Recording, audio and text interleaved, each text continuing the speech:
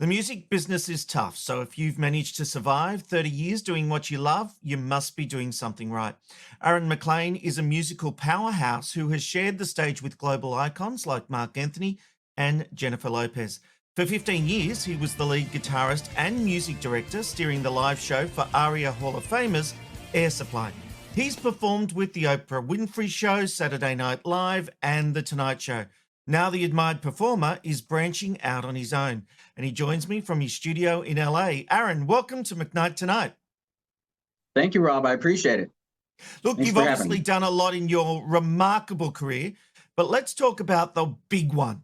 You were a composer on The Price is Right for over 370 episodes. That's a piece of TV history right there. Yeah. I guess I got pretty lucky with that one. So I would have thought a show like The Price is Right would be using the same music all the time. Is that obviously not the case? Well, the way they do it, my cues are in the location of what you call like the showcases. Yes. Are you familiar with the game show? Oh, we know The Price is Right here in Australia. Okay, great.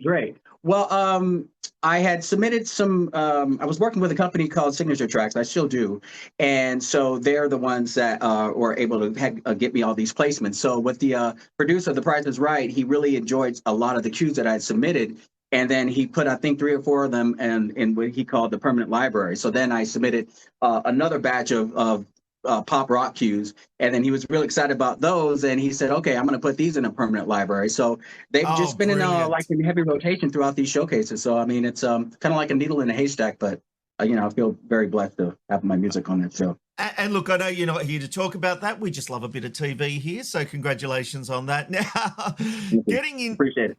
Getting into the music business, it is tough. So how did you feel when you ended up taking to the stage with people like Marc Anthony, Jennifer Lopez, Luther Vandross, all those kind of people? It was kind of like to me, it felt like a sign from the universe.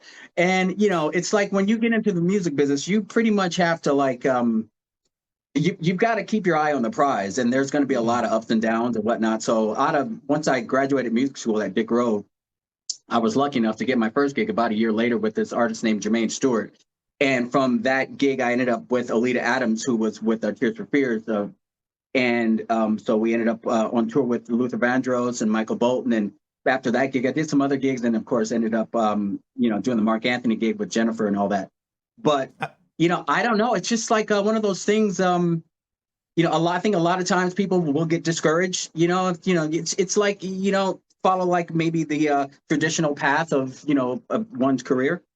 And I guess like I said, there were ups and downs, but I just kept my eye on the prize, and I ended up having these wonderful opportunities. And when I auditioned for Marc Anthony, I was kind of familiar with his music, but then it was like after that audition, I auditioned for like 2 weeks, and literally I think maybe 4 months later, we were preparing for his live HBO show in at Madison Square Garden.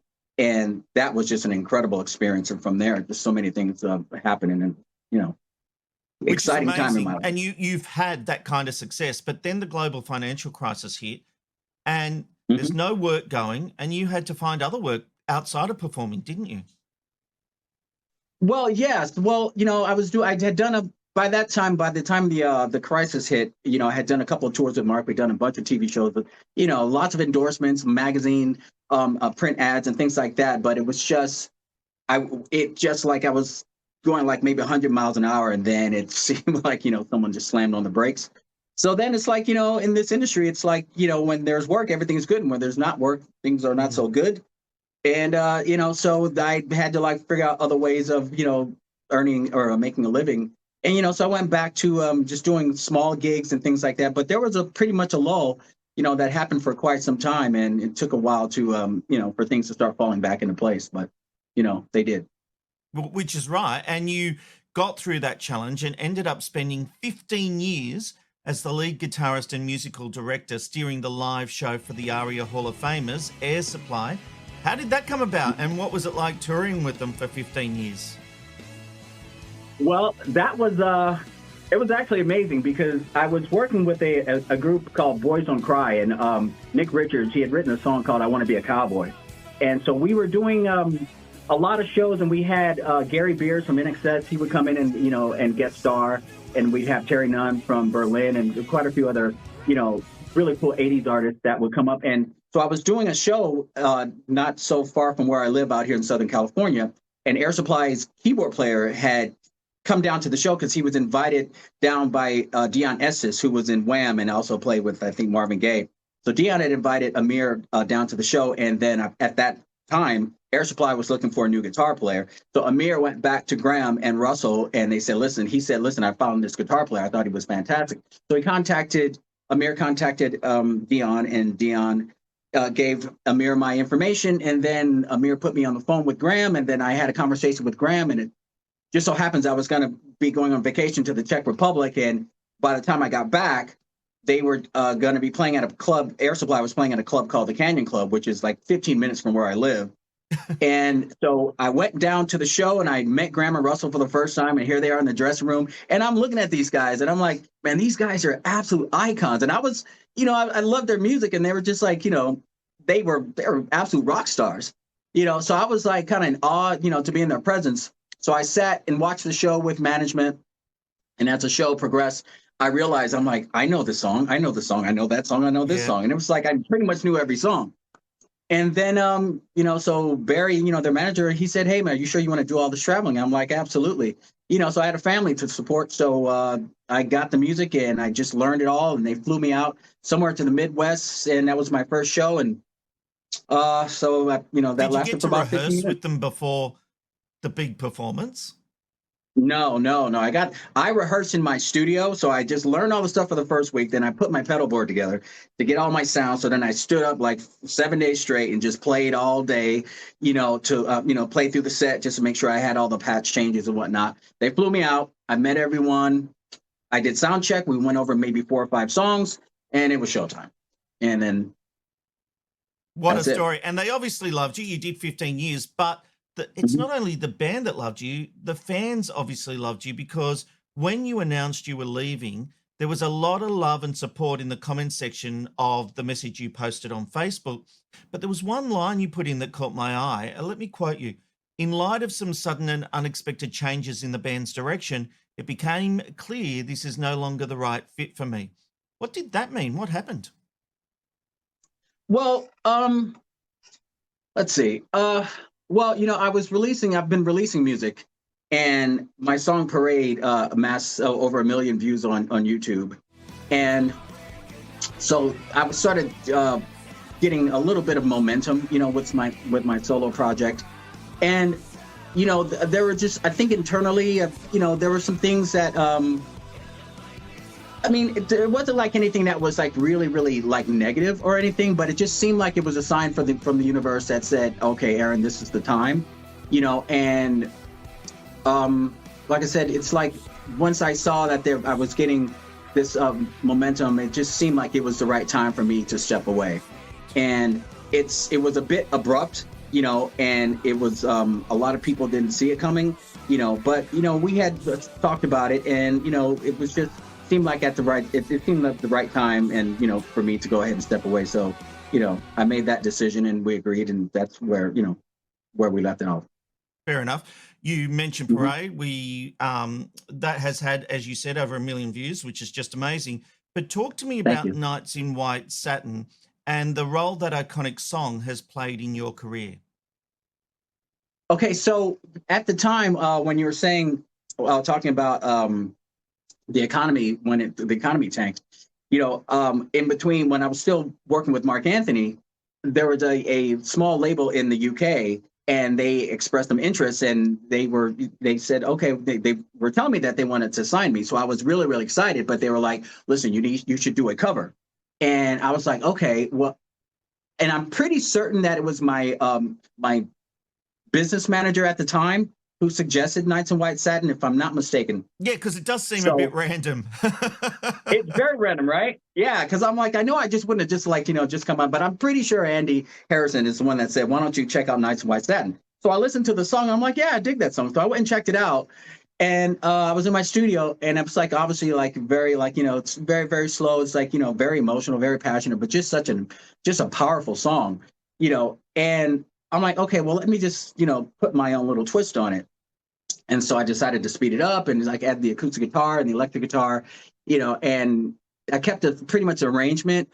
But as far as the flute line, I actually had the organ play the flute line and just did my own version of the song. And a couple months later, the label decided that they were like, all right, listen, we changed our mind. And that really, really hit me hard, like really hit me hard. So I kind of like got really, really down, got very, very depressed, so I just left the song alone.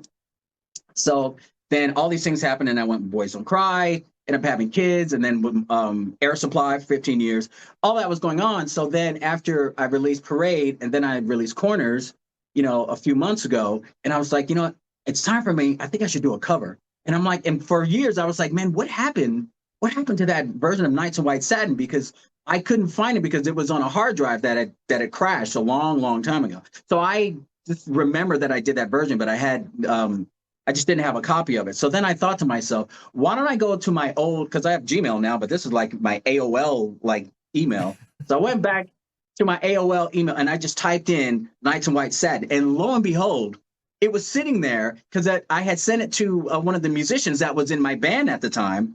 And I sent him that copy because we were going to play it live. So that could have been maybe like 20 years ago. And I'm like, there is no way. So there it was, that MP3 was just sitting there in that email. And I'm like, this is a sign. It means it's got to be. It's totally meant to be. So I ended up downloading the song, put it in my system, and I said, okay, I'm going to release the song. So what I did was I just revamped it, just started from scratch and I'm like, I'm going to make an updated version of that. And it just seemed to be like so fluid, and it just started to fall into place, and the guitar parts, the organ, and I had my buddy Fernando Jaramillo play the drums on it. And then typically I play bass on all my other tracks, but my good friend Alan Kamai, who was with me when I was with Alita Adams, and he's going to be performing with me in my show that's coming up. So I said I had him play bass on it, and he also played some fretless. So it just started to fall into place. And then Marc DeSisto, amazing engineer, he mixed the song. And then I ended up releasing the song maybe a little over a month ago, and it just came out. Let's stop talking about it. Let's have a listen. We've got the clip. Fantastic.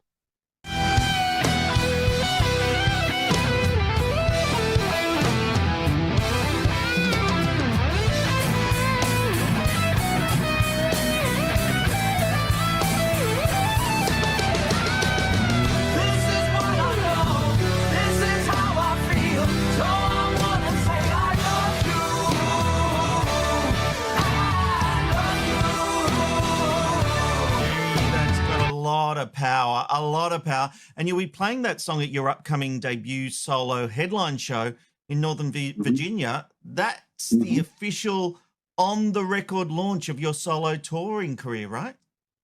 Absolutely. Absolutely. I'm super excited to be performing there. And it's like, I'm excited for a lot of the other shows that are coming up, but this is going to be the first launch of the first show. So I expect some good things. And you've got a big fan base here in Australia. When can we expect to see you out here touring? Well, I'm looking forward to that. So I want to get this first show under my belt. And so we're looking to talk to some promoters and to see if we can get a little bit of a buzz. And I appreciate you having me on the show, and that definitely helps. So I'm hoping to start doing some shows out in, down under, if you don't mind, hopefully next year at some point. And that would be great because, listen, I love Australia. I've been going to Australia for quite some time now, obviously because of Air Supply, and the fans are so loyal, awesome fans, and so kind to me. I just really love, just being around them. So I would love nothing more than to bring my show down there and perform my music and, have some Australian audiences standing in front of me. Well, we hope to see that soon. You can keep up to date with Aaron by following him on social media. He's Aaron McLain on Facebook and Instagram. Aaron, I wish you every success. Thank you so much for joining us on McKnight Tonight. Thank you so much for having me. I really appreciate it. Bye-bye.